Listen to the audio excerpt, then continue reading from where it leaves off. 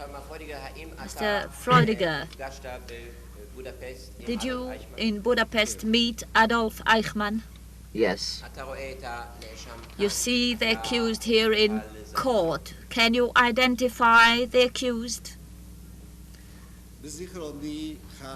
In my memory is the Obersturmbannführer Eichmann in uniform with boots and in his hand a pistol, and he shouted at me in the tone and voice so typical of the master race. But in spite of all this, I can identify him. Can you tell the court under what circumstances you met the accused? The first time I met him, and I didn't know that he was actually Obersturmbannführer Eichmann, I went to Schwamberg. I wanted to speak either to Vysyceny or to Krumai, and as they impounded the synagogue, I wanted to ask them to give us the books of the Torah, which were in the synagogue. Then I was met by an officer, and he asked me what I was doing there, and I told him, and he said, all right, I'll see to it that the matter is arranged. And in fact, did you get the scrolls of law? Yes, the matter was arranged, and we did get the sacred books. In the meantime, about 1,500 people were already deported, people who were caught at the railway stations to Kishtasha camp in inhuman conditions. I also wanted to speak to Krumai and Vysyceny. In this connection, I wanted then to ask them what the meaning of all this was, and I wanted also to ensure that certain arrangements be made. Then again, I saw an officer on that occasion. I met an officer I didn't know from Adam, and then he asked me again what I was doing there. And he told me, after I had explained it to him, he said it was absolutely out of the question. Then I asked him what wrong did they do. After all, they were availing themselves of trains. At the time, there was no ban thereon. Then he told me, absolutely out of the question, please don't bother me anymore. This was the first meeting. After a day or two, I met Vysyceny, and again I resumed my intervention. I told him that I'd met one officer who told me it was absolutely impossible to help these people, and I didn't know why it was impossible. After all, they were not criminals or offenders of any kind. He told me, you had been speaking to Eichmann. If Eichmann said no, it meant no. Do you remember the exact words used by Eichmann at this meeting with you? Not exactly. President of court, this was the same officer who returned Yes. the scrolls of the law. Yes. He told me that it was absolutely out of the question and the Jews had to stay where they were. Then I argued with him, and then he started shouting at me, and he told me that I would already teach you what order means.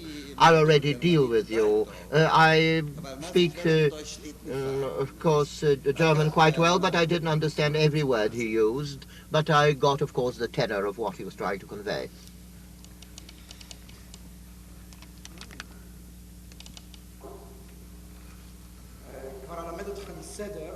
I shall teach you order, he said. President of court, I already noticed in the opening speech by the Attorney General, not that I will turn you into slaves, this is just a crude expression, and I may be able to find a better translation. I shall show you. President of court, I believe you know the expression, Mr. Bach. It is It is only the expression I shall show you in future. Judge Halevi, words do not count in this trial as much as actions. Mr. Bach, sometimes words point to a certain intention which are followed shortly by actions. President of Court, this is more a German expression than an Austrian expression. President of Court, to witness, is this also an expression used in Austria-Hungary? President of Court, no, this is a northern expression, more to the north. Mr. Hausner, I had a literal translation in the opening speech. President of Court, but this set me thinking when I heard it for the first time in your translation. Vielleicht darf ich eine fachmännische Erklärung geben. Das ist der typische Unteroffizierausdruck im Rekrutendienst.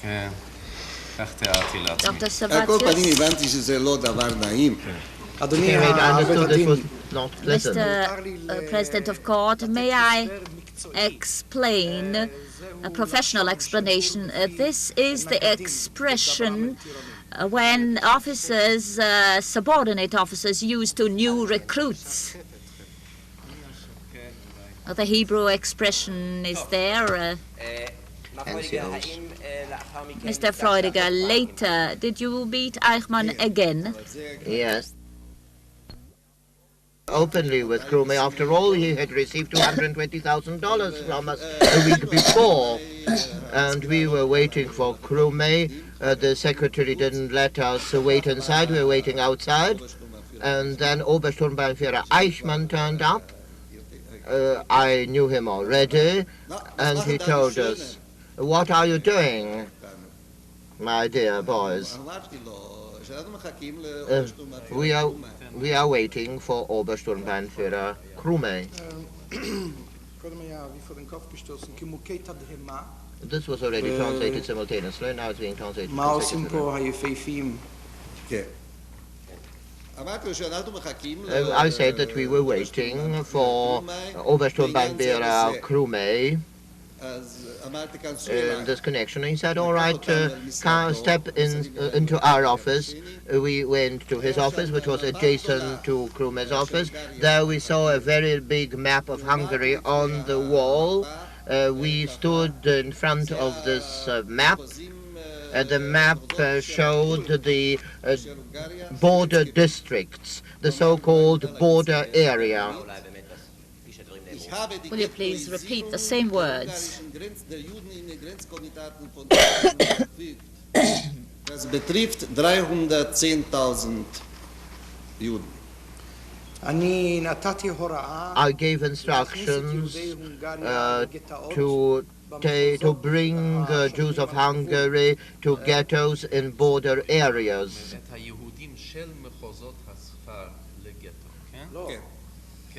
President of Court corrects. I have ordered the Jews from the provinces to be put into ghettos on the border The consecutive interpreter corrects himself.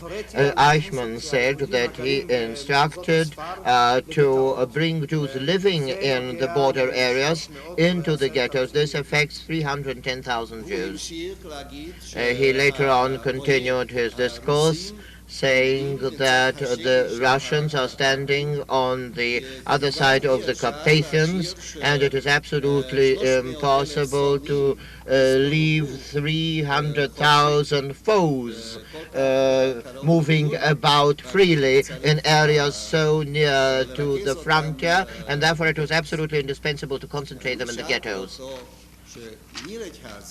I asked him, "Is Nyíregyháza near the frontier?" "It's 300 miles distant from the frontier." Then he asked, "Ask your Hungarians." All this is an area under the supervision of the 3rd Brigade of the Hungarian army, and this is to be regarded as a border area. All this is border area. Then I was at a loss to answer, and then he continued saying they have to be there because we must look after peace and order, and we must see to it that there are no epidemics. We, the Jews, were there and spoke. He told us that here, in places where there are no ghettos, we have to see to it that there is order and there should be no epidemics. Then one of our colleagues said, how can we possibly look after hygiene if the means at our disposal are so limited? Then he began shouting again. Until then he spoke rather politely. He said, again you start this propaganda. Who told you?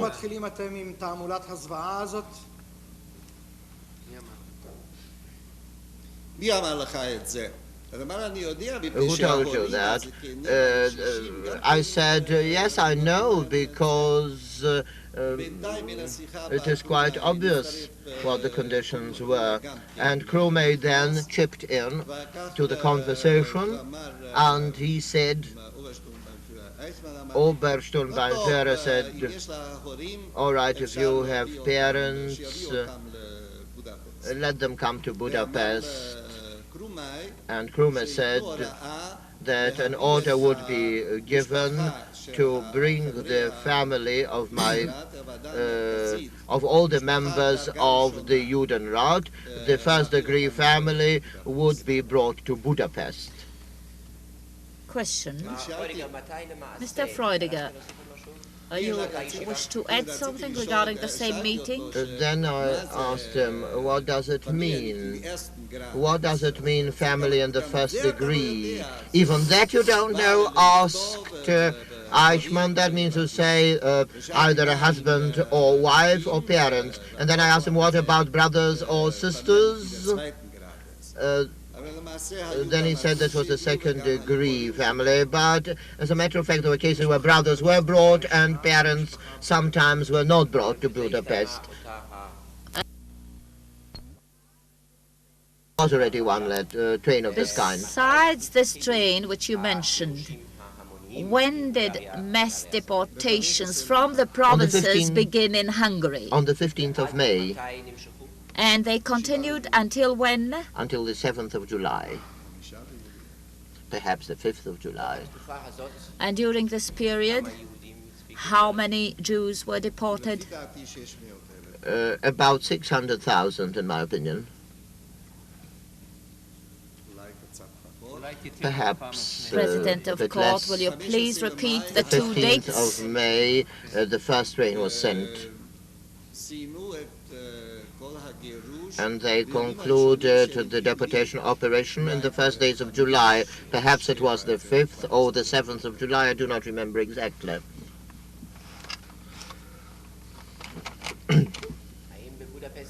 Question, did you receive news in Budapest about the way these deportations were carried out? Yes, sir. What were those informations you received? Cruelty all throughout. Will you please tell the court more about the information received by you? You have heard so much about the iniquities perpetrated.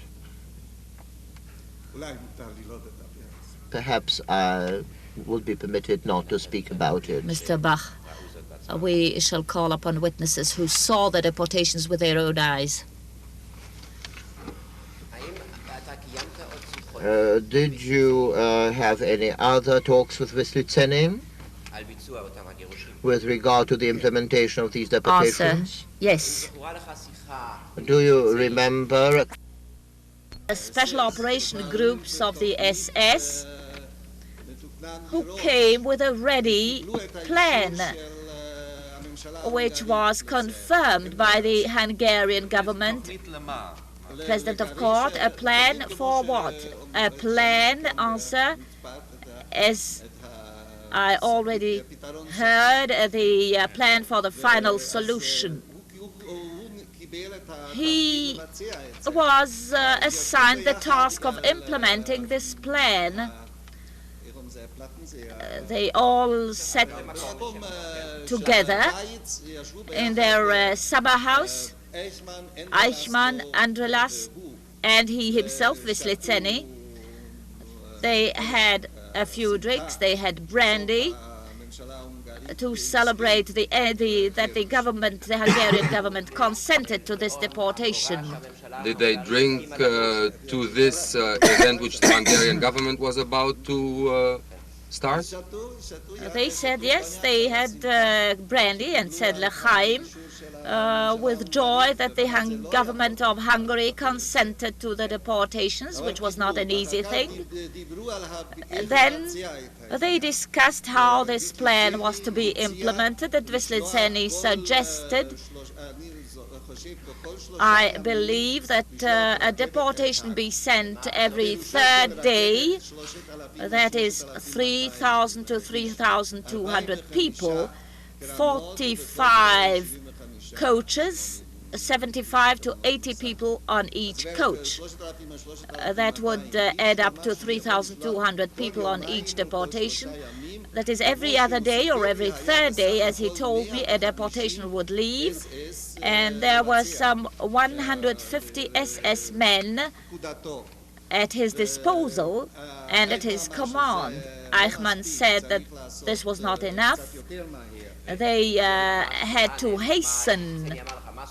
Did Vyslizeny tell you what the final decision was, what the rate of the transports had to be? 4 trains a day. And this is how they were sent, 12,000 Jews a day. Judge Halevi, did Vyslizeny use the words "the final solution"? No, he just said deportations. Was it clear, did it become clear to you that these transports went to Auschwitz, were designed for Auschwitz? Answer. That the people were being sent to Auschwitz, in fact, I perhaps knew even before the trains arrived at Auschwitz, because I received a letter from Rabbi Weissmandl.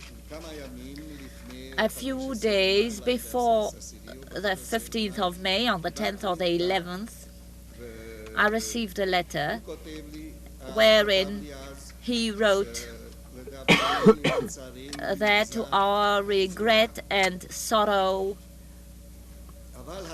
this is the lot and fate decided upon for those Jews.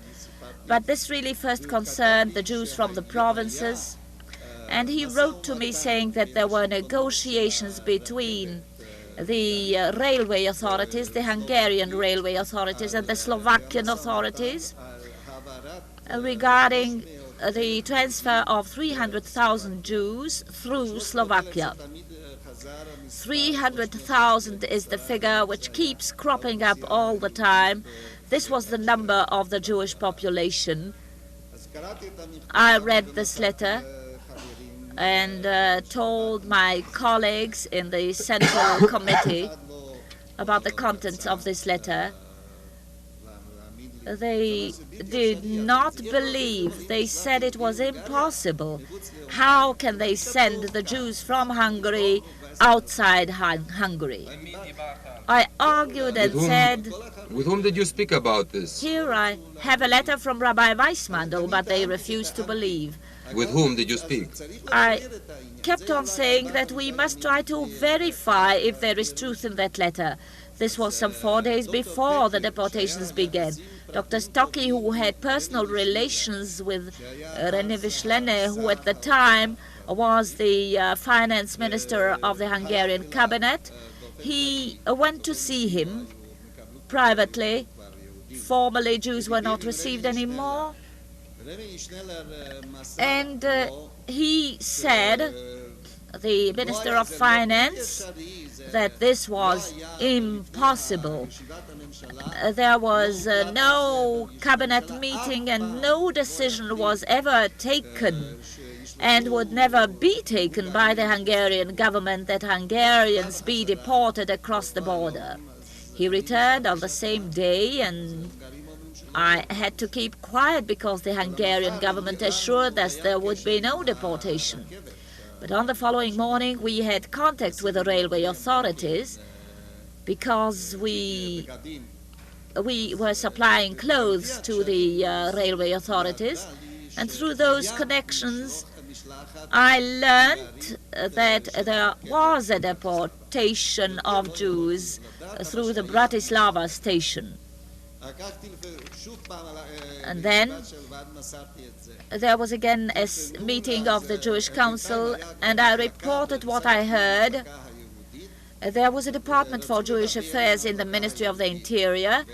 We tried to contact this department. The secretary, the general director's secretary, said that they would not be able to speak to him because he was at that moment at a meeting held at the railway authorities. This was exactly one day before the deportations, on the 14th of May, and deportations began on the 15th. Mr. Freudiger, when did you first learn details about the fate of those Jews who were sent to Auschwitz, about what was happening to them there? The SS officers with whom I repeatedly promised that they're being sent to work in Germany. Any question we posed, he had an excuse. We asked how can they send the old and the children, an entire family. We could understand that in Kishtache this is understandable, but if they are all sent, the answer was that this is the German system, to send whole families, because then the work is more productive, there is no longing to a man's family. We negotiated for a week or a fortnight. We already knew that they were being deported to Auschwitz, because Weissmandl wrote describing the route which led to Auschwitz. Mr. Freudiger, before we get to what Krumai told you, I wanted to ask you, when did you learn from a Jewish source what was happening to the Jews in Auschwitz? Maybe. Judge Halevi, did you mean the Hungarian Jews or in general? Attorney General, yes, my question was about Hungary. I was always in correspondence with Rabbi Weissmandl. I had a letter almost every week. This was the end of May or early in June. Once I received letters and a report about Auschwitz. I believe the court already heard about this report. The Slovaks who escaped. I received the mail, which was transferred by the Slovakian courier. I had quite a number of letters of various people, and from Rabbi Weissmandl. I started reading the report. I kept on reading, studying the report, and asked myself, is this really believable? Is it credible? I refused to believe. It was a letter in regard to the extermination. And I see before me the last report.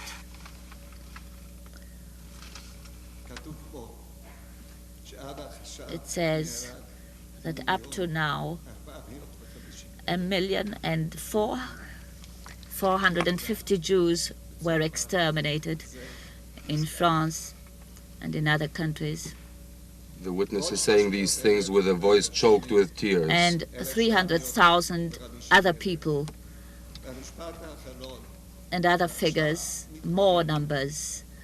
And the last sentence says now they are preparing for the Jews of Hungary to come. Mr. Freudiger. Yes, my personal friends. President of Court, and how did you say, did the postcard get to you? My address is on this postcard, and someone delivered the card to my house. I found it in my home. The date is 15th of June, and I received it a week later. President of Court, in other words, you do not know how it reached that man who brought it to you? No, I don't know if it was handed to someone or someone just found it, or maybe a railway officer. There were some righteous people at the time. Mr. Bach, were these people captured near the border or before they got to the border? I believe that during their escape.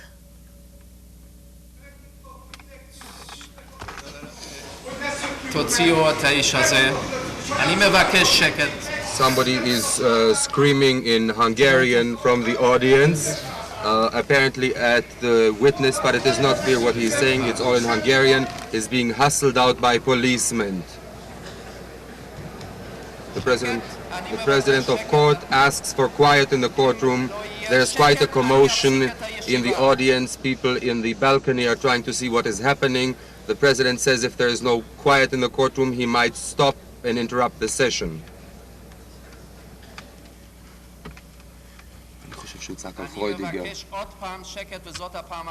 President of Court, I wish to have quiet in the courtroom. This is the last time I ask for this. You will have a chance later to discuss this incident among yourselves.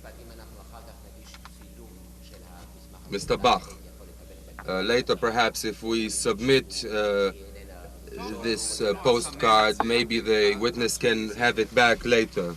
President of Court, yes, certainly you may make a photostatic copy and the witness can have it back. Another person in the audience in the balcony, a man with a beard, an Orthodox Jew, is screaming in Yiddish now. I cannot make out what he is saying. The President of Court, take the man out and I am stopping the session. The court has ordered a recess in the meeting because there were two of these incidents where people screamed from the audience.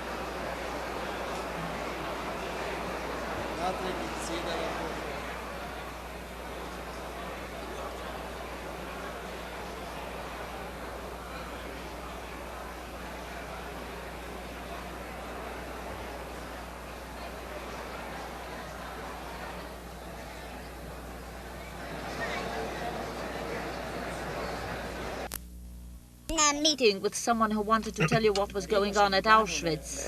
When we arrived in Auschwitz, then some people in uniforms came towards us. We had never seen such uniforms before, and we were given an instruction to get out double quick, and we could hardly take our belongings. We got off in tremendous haste, so that we didn't actually know what was going on. Then they told us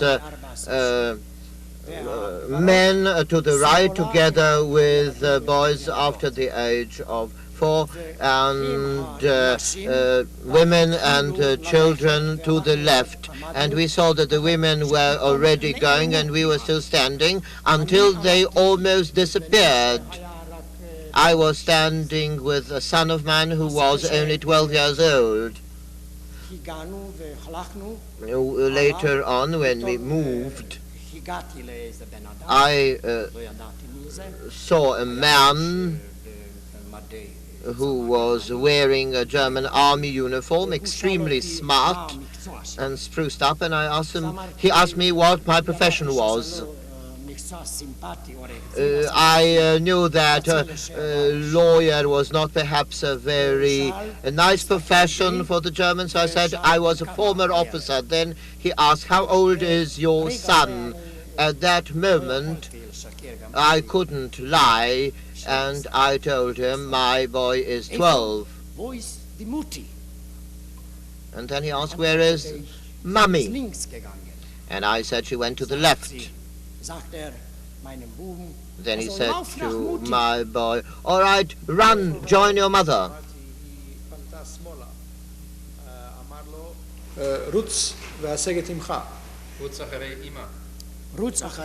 Run after your mother, he said. And I continued, and I turned right, and I saw my boy run. I thought, how can he possibly find his mother? After all, there were many women. There was a cluster of people. My girl wore a red overcoat, and I still saw that red spot. And this red spot was the sign that my wife was also there. But this red spot was waning, of course, and was smaller and smaller. I went to the right, and I never saw them again. And at the time, I was working on the day shift. We were going back in the evening, and immediately, without letting us wash up, no food, the order came to move, to line up and to move. Where to? We did not know. We moved the whole camp, 3,000 men, started walking, destination unknown, and we walked for 24 hours. It was cold, snowing, without food. On the way, people were quite unconscious and could not carry on. And those who could not carry on were shot. Their corpses were left on the How side. many were you at the beginning? We were 3,000. 24 hours later, after 24 hours march, we came to a town, Voiten, in Upper Silesia.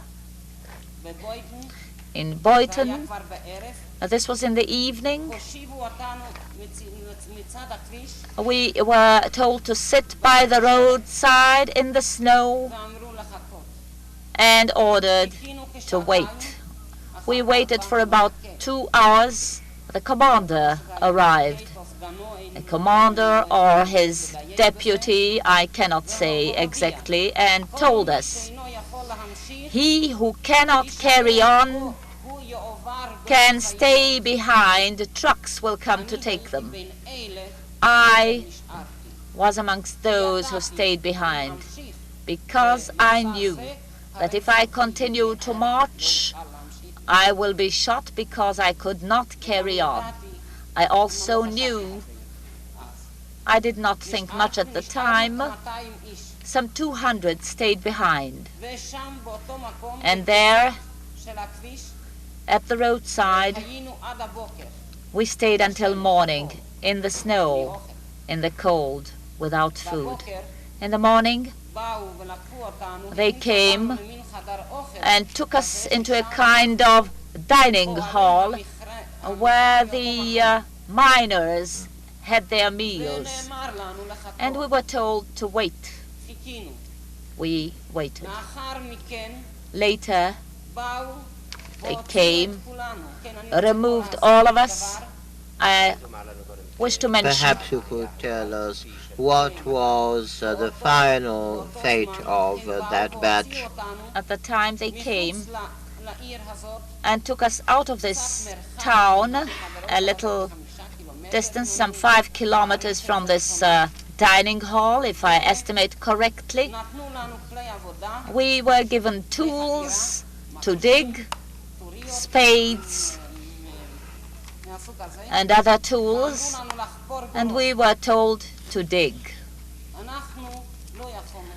We could not, because we had no strength left. They were standing behind us with whips in their hands, whipping How many of those 200 had survived? We were almost all there. Yes. We kept on digging. Could you tell us how many survived out of the 200? Finally, 11 remained. Because whilst digging all day until evening, we believed that this was our end. But when evening came, they came and took us back to this dining hall. We did not understand, we did not know what was happening.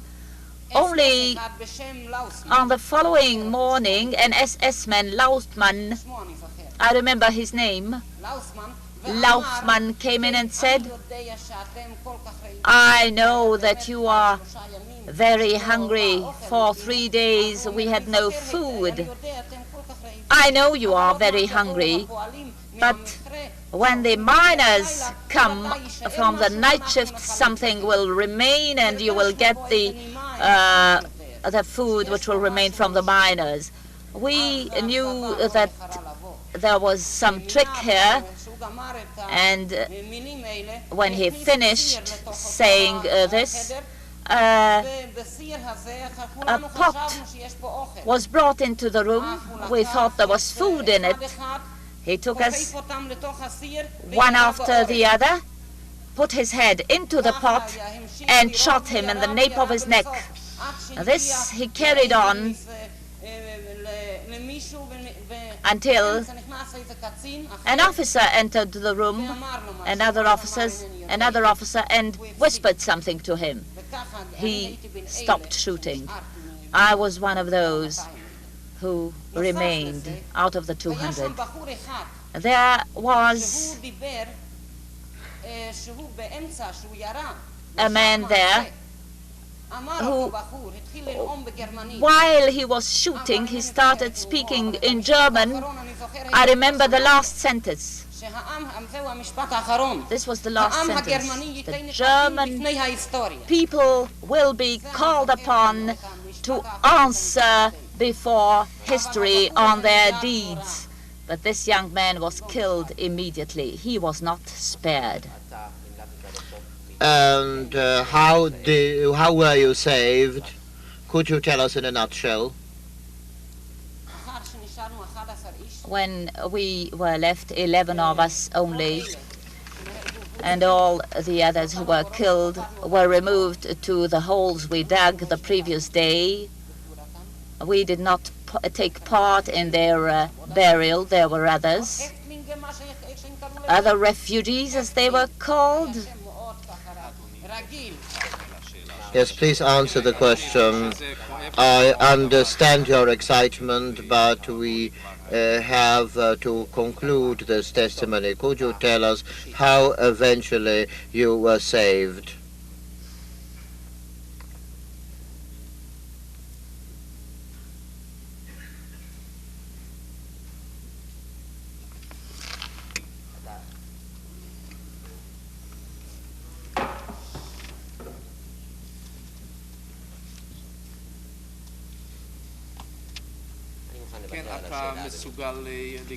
Could you conclude your testimony? If not, we are going to adjourn now, and you shall resume it tomorrow morning, whichever way you prefer.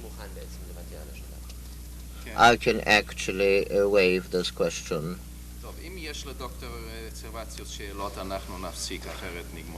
If Dr. Servatius has any questions, we shall continue. If not, we are going to adjourn now. I have no questions to the witness. Judge Halevi has a number of questions.